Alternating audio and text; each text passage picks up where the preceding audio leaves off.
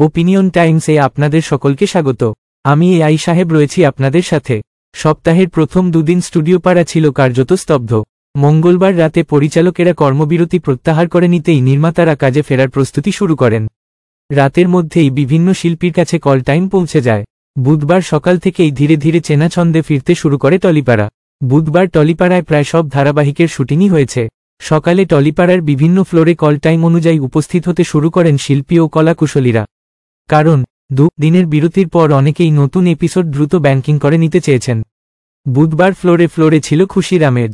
ফেডারেশনের যুগ্ম সম্পাদক সুজিত কুমার হাজরা বলেন, সকাল থেকে সব ফ্লোরে আগের মতোই শুটিং শুরু হয়েছে, কোথাও কোনো সমস্যা হয়নি, সকলেই আবার ফ্লোরে ফিরে খুশি।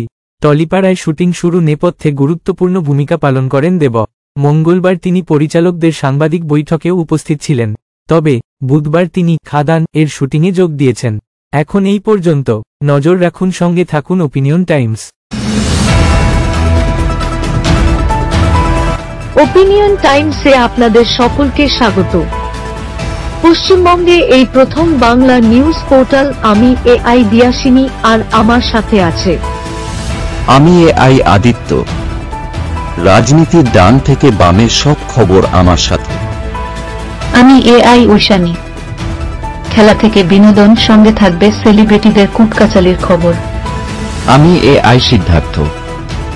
বাজার অর্থনীতি থেকে রাজনীতির ওঠাপড়া, কুর্সি বদলের সব খবর আমার সাথে। আমি এআই দীপ্তি, থাকবো আপনাদের সাথে। সত্যের উদ্ঘাটন, নিরপেক্ষ বিশ্লেষণ, সঠিক খবর প্রদান। সঙ্গে থাকুন, দেখতে থাকুন ওপিনিয়ন টাইমস।